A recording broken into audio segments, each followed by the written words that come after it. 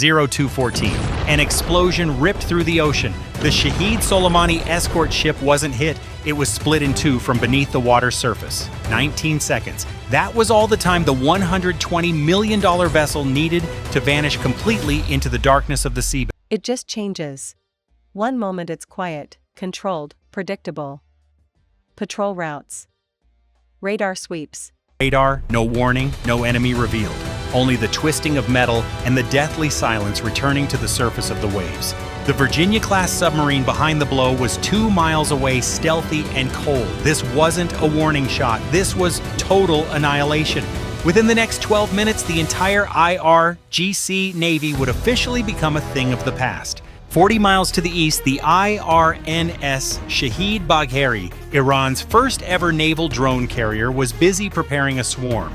Its deck was a chaotic hive of activity crowded with over 50 Shahed 136 drones, their small engines buzzing with a high-pitched whine.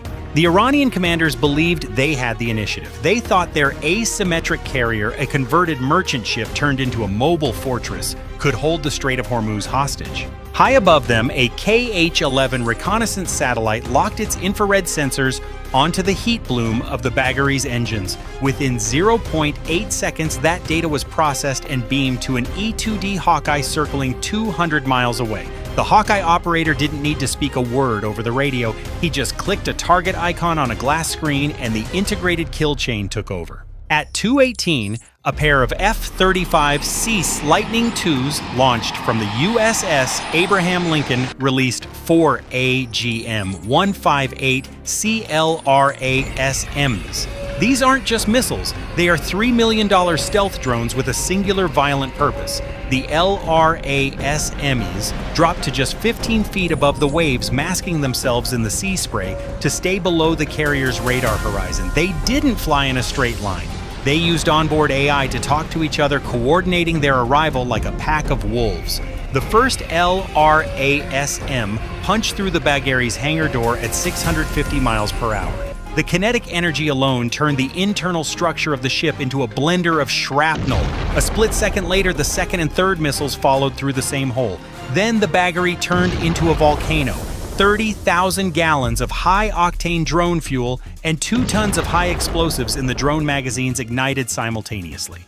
The thermal bloom was so intense that weather satellites over the equator registered a flare in the Indian Ocean. The ship didn't just sink, it disintegrated. The Shahed drones on deck, meant to be instruments of terror, became thousands of pieces of burning debris raining down into the sea. In the span of 4 minutes, Iran's dream of naval drone dominance was erased. The IRGC attempted to retaliate from the mainland.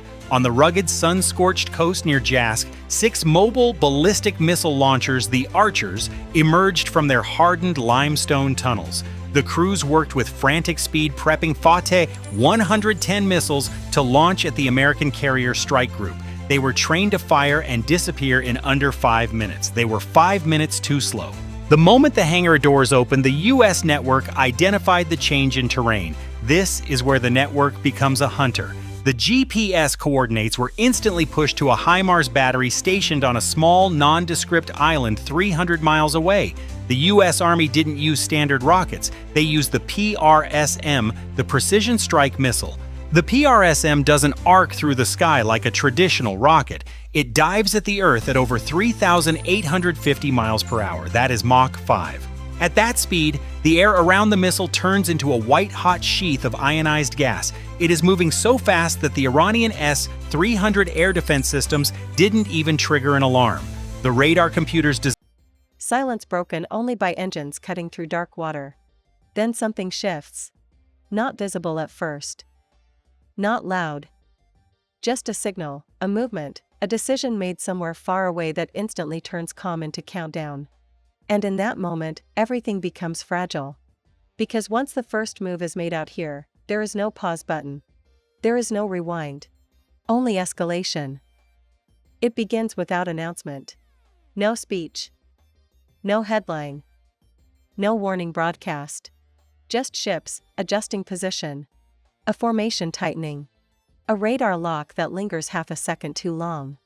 And suddenly, every system on board every vessel knows something is wrong. Not exercise wrong. Not routine wrong. Real wrong. Orders come in short bursts. Confirm target. Maintain distance. Stand by. Weapon systems designed for the threats of the last decade simply couldn't process a target moving at 1 mile every single second. The first PRSM hit the lead launcher with the force of a small meteor. There was no need for a massive explosive warhead. The kinetic energy of a 2,500-pound object moving at 3,850 miles per hour is enough to vaporize a 20-ton truck and flip nearby armored vehicles like toys. The secondary explosions from the Iranian missiles fueled the fire, turning the launch site into a cratered wasteland. 6 launchers appeared. 6 minutes later, all 6 were nothing but scorched earth. No American pilots were at risk. No special forces were on the ground. Just a hammer falling from the edge of space delivered with surgical precision. Desperation took hold at the IRGC regional headquarters. They realized their primary assets were being picked off like targets in a shooting gallery.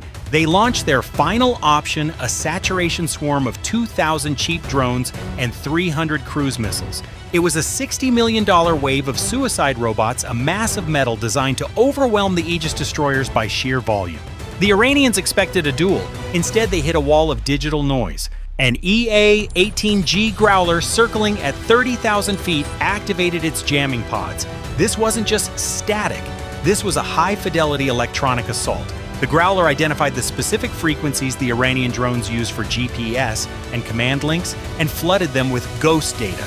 On the Iranian controller's screens, the drones started flying in erratic circles. Some turned around and headed back toward the Iranian coast, their logic boards fried. Others simply stalled and fell into the ocean like thousands of expensive lead weights. This is the electronic shroud. You cannot fight a target you cannot see, and you cannot win a war if your weapons forget who they are supposed to hit. For the drones that managed to bypass the jamming, the USS Laboon was waiting. The ship didn't waste its $2 million missiles on $8,000 drones. That's bad math. Instead, it used the Mark 100 1057mm gun and the C-RAM system. The Mark 110 fires 220 rounds per minute. Each round is a programmable, smart shell that explodes in a cloud of tungsten pellets directly in the flight path of the drones. It's like a giant high-tech shotgun. In the Combat Information Center of the Laboon, the atmosphere was clinical. The tactical action officer watched as the Aegis system automatically prioritized and engaged targets. 14 drones down, 22 down, 50 down.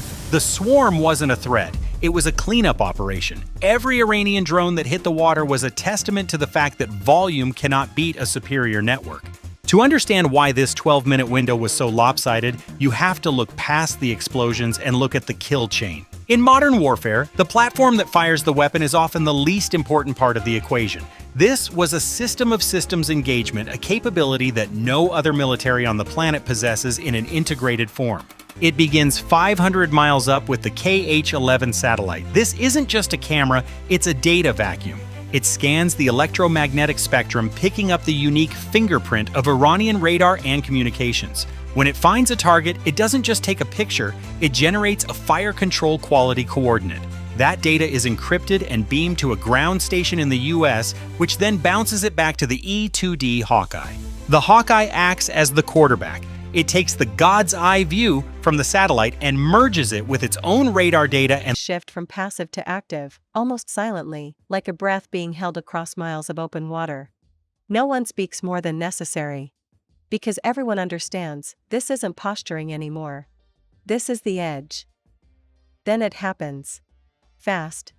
Too fast for the outside world to process in real time. A flash. A launch. A streak cutting across the horizon before most even realize what they're seeing. And just like that, the first strike lands. Impact.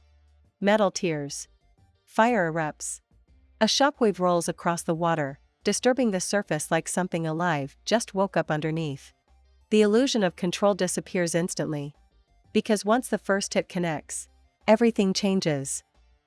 Now it's chaos, but controlled chaos. Return fire. Countermeasures.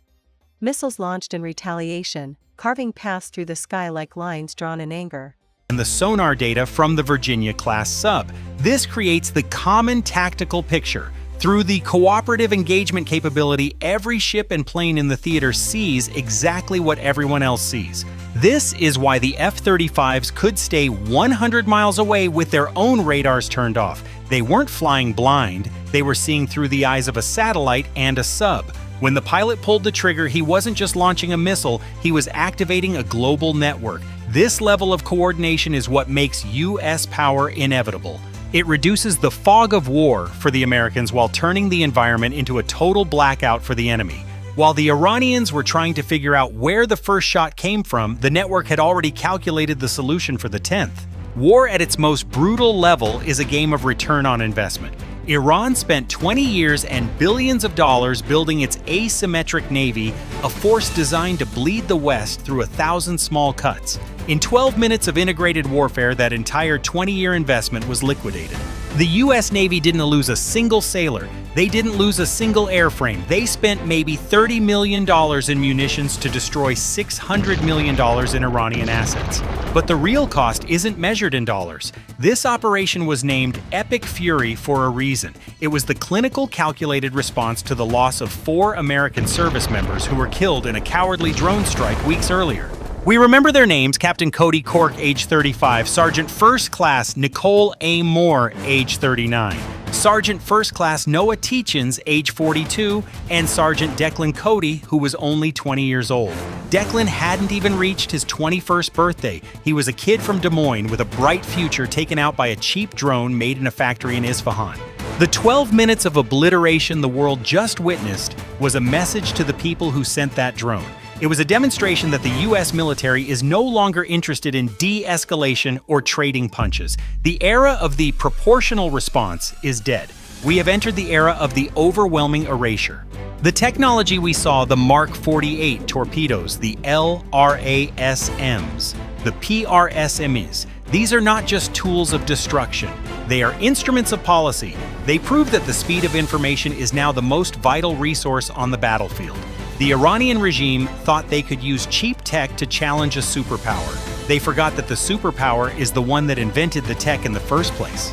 As the smoke cleared over the North Indian Ocean, the strategic map of the Middle East had been fundamentally rewritten. The IRGC Navy, once a source of pride for the regime, had been reduced to a coastal patrol force. Their drone carrier was a charred wreck. Their most advanced corvette was a memory. Their land-based launchers were nothing but scrap metal. The checkmate was complete. Trillions of dollars in global trade continue to flow through the Strait of Hormuz today because the world saw what happens when a professional networked force decides to stop playing defense. The price of oil didn't spike, it stabilized. Why? Because the market realized that the U.S. Navy isn't just protecting ships, it is protecting the very concept of international order. For the analysts in Washington and the sailors in the Indian Ocean last night wasn't just about winning a fight. It was about proving that the kill chain is unbreakable. It proved that a satellite launched in California can talk to a sub built in Virginia to help a pilot from Texas. Ships begin maneuvering aggressively, no longer holding position, now fighting to survive. Electronic warfare floods the air. Signals jammed. Guidance systems confused. Every second becomes a gamble between hitting or being hit. The sea turns violent. Not from nature. From intention. Explosions reflect off the surface, turning black water into flickering orange light. Debris scatters. Alarms scream across decks. And every decision made in these moments carries weight far beyond this battlefield. Because this isn't isolated anymore. It can't be. What was once a contained confrontation now starts pulling in everything around it. Nearby vessels shift course. Aircraft scramble. Satellites reposition. Eyes from across the world lock onto this single stretch of water. Because everyone knows what this could become. More strikes. More responses. System of systems where every American asset acts as a single flawless entity. The Iranians are firing at a ship, the U.S. Navy is fighting with a network.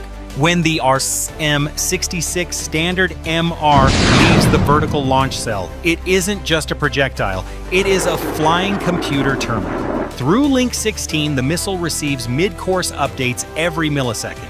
If the Iranian pilot tries to deploy chaff or execute a high G brake, the Hawkeye overhead sees the maneuver and sends a correction signal to the SM-2. The pilot is fighting a human operator's reaction time. The missile is fighting with the processing power of a supercarrier server farm. This is the technical superiority that makes the U.S. Navy's kill chain an inescapable loop. While the surface of the Gulf is a graveyard of burning Iranian fast attack craft, the real unexpected element is moving 300 feet below the thermal layer. The USS Florida, an Ohio-class guided missile submarine, is lurking in total acoustic silence. It doesn't need to surface to participate in the carnage. The commander receives a burst transmission through a towed buoy, the target list for the Iranian A2/AD coastal batteries. From the submarine's large-diameter launch tubes, a ripple fire sequence begins. 7 UGM-109 Tomahawk land attack missiles break the surface of the water in a series of massive cavitation bubbles. These aren't just missiles, they are autonomous long-range drones. They immediately deploy their wings and drop to an altitude of 50 feet, hugging the jagged coastline of the Musandam Peninsula. The UGM-109 Tomahawk uses terrain contour matching to navigate the desert canyons, staying beneath the detection lobes of the Iranian S-300 radar systems. The Iranians believe they are safe behind their mountain defenses. They are wrong. The UGM-109 Tomahawk Block 5 variants carry a multi-mode seeker. They don't just hit a pre-programmed coordinate, they use their onboard cameras to identify the specific mobile launcher that fired the Hater missiles earlier. This is the satisfaction of efficiency. High above the chaos, a pair of EA-18G Growlers from the USS Abraham Lincoln are performing what pilots call an electronic execution. They aren't firing kinetic rounds yet. They are using the ALQ-218 tactical jamming pods to clutter the entire electromagnetic spectrum. To an Iranian radar operator, the world just turned into white noise. Their screens aren't just fuzzy, they are inverted. When an Iranian shore battery tries to force its radar power to burn through the jamming, it creates a massive electronic signature that is essentially a death sentence. The Growlers instantly release the AGM-88E AARGM Advanced Anti-Radiation Guided Missile. This is a hunter-killer weapon that lives for the smell of radar energy. Even if the Iranian operator panics and turns off the radar, the AGM-88E AARGM remembers exactly where the signal came from using GPS and an active millimeter wave seeker. The radar dish is vaporized before the operator can even stand up from his chair. In a final act of desperation, the Iranian command orders the launch of a Fateh 110 short-range ballistic missile from a hidden site near Shiraz. This is a heavy hitter carrying a 1,000-pound high-explosive warhead. Each side refusing to step back. Each move answered with something louder, faster, more aggressive. And with every exchange, the line between conflict and full-scale war starts to blur. Time compresses. Minutes feel like seconds. Decisions that would normally take hours are made instantly. Because hesitation now means vulnerability. And vulnerability means destruction. One ship takes a direct hit. Then another. Damage control teams rush into smoke-filled corridors, fighting not just fire, but time.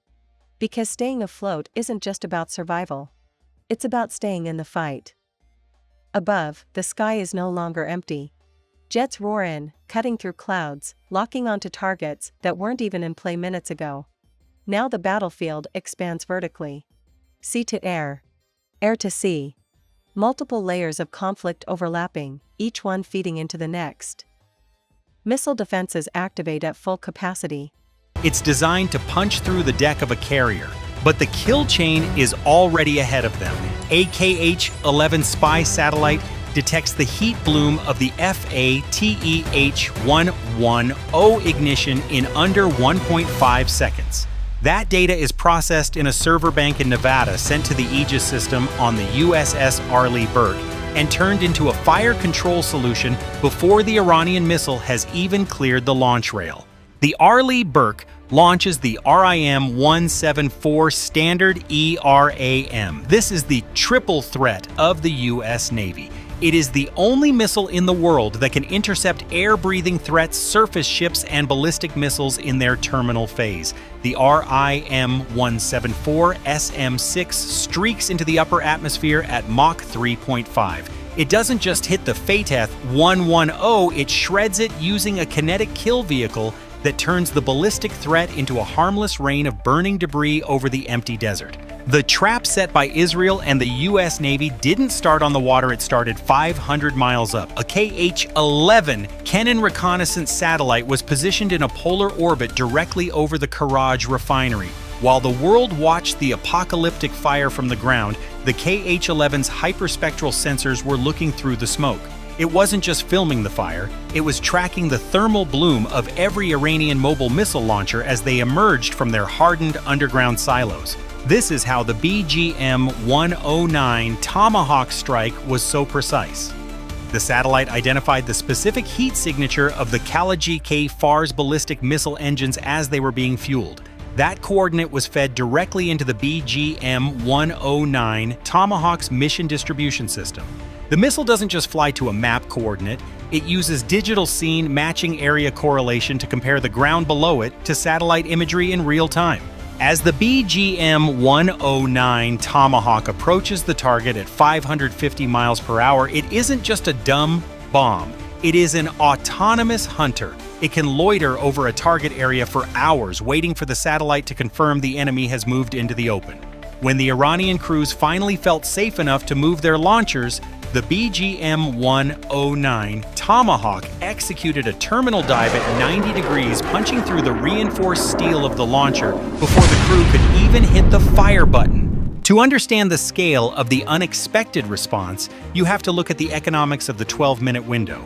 The Iranian regime spent over $150 million on the swarm of fast attack craft and the Gator cruise missiles.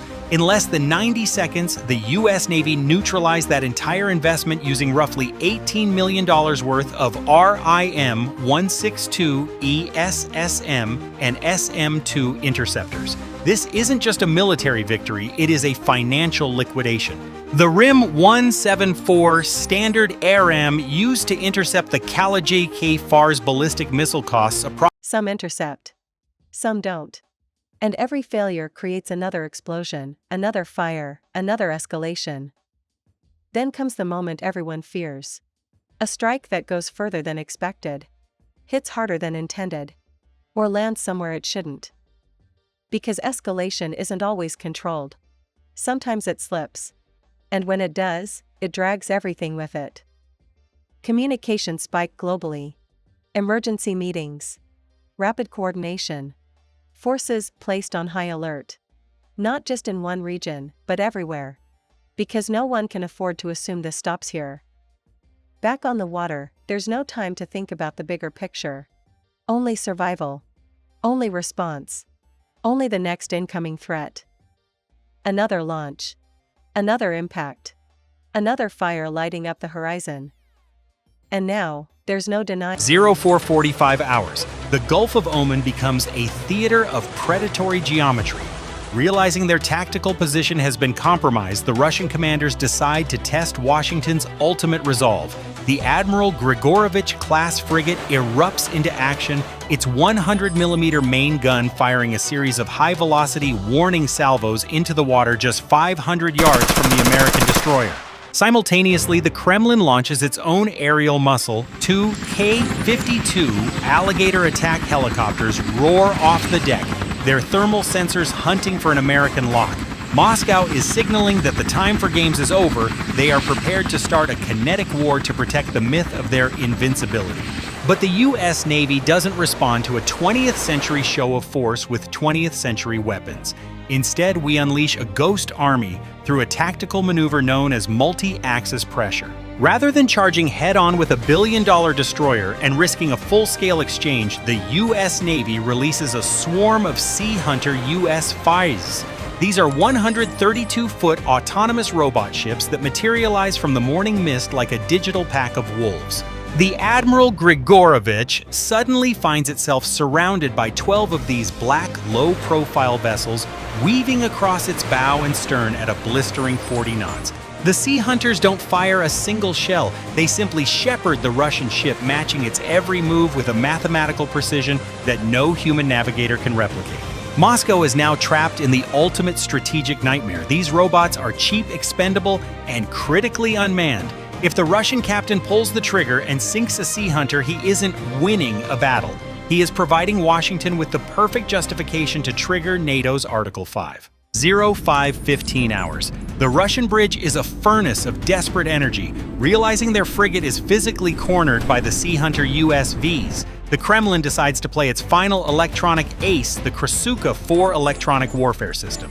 This is Moscow's most celebrated spectrum dominance weapon, a multi-billion-dollar monster designed to create a 300-kilometer digital dead zone by flooding the airwaves with high-powered radio frequency noise. The Russian commanders believe they are about to execute a strategic blackout, severing the American control links and turning the robot swarm into aimless scrap metal drifting in the swells. It is a masterclass in misplaced confidence, while the Krasuka 4... Dang it. This isn't just an incident. This is a chain reaction. Every action demands a response. Every response raises the stakes. And the window to de-escalate gets smaller with each passing second. The tension spreads. Beyond ships. Beyond the region. Into something global. Because when conflict reaches this level, it doesn't stay contained. It leaks. It expands. It forces decisions from players who weren't even involved at the start. And that's how situations like this spiral. Not from one strike, but from what follows. Back at sea, the fight continues. Damaged vessels struggle to maintain position. Others push forward, refusing to give ground. Because retreat now sends a message. And in moments like this, perception is everything. More aircraft enter the zone. Surveillance intensifies. Targeting systems track multiple threats simultaneously. The battlefield becomes saturated. No clear front line. No safe zone. Just overlapping engagements happening all at once. And still, no pause. No negotiation. No immediate off-ramp. Because once momentum builds like this, stopping it becomes harder than starting it. Then comes another critical moment. A coordinated strike. Multiple assets. Perfect timing. Designed not just to hit, but to overwhelm. Defenses react. Interceptors launch. Systems strain under pressure. And for a few seconds, everything hangs in balance. Some threats are neutralized. Some break through. And those that do, change everything again. More damage. More fire. More urgency. Now the question isn't who started it. It's how far it will go. Because escalation has its own gravity. Once you're caught in it, it pulls you deeper. And out here, in open water, there's nowhere to hide from it. Command centers far away begin preparing for scenarios that were only theoretical hours ago. Contingencies activated. Response plans updated in real time. Because what's happening now is no longer predictable. Back on the battlefield, exhaustion sets in. But it doesn't slow anything down. Because the systems don't get tired. The weapons don't hesitate. Only people do. And in moments like this, that hesitation can cost everything. Because once the first strike happened, the outcome was never going to be simple. And now the entire world is watching the same question unfold in real time. Where does it stop? Or does it? Because sometimes, it doesn't. And when it doesn't, this is how it begins. The sea doesn't warn you.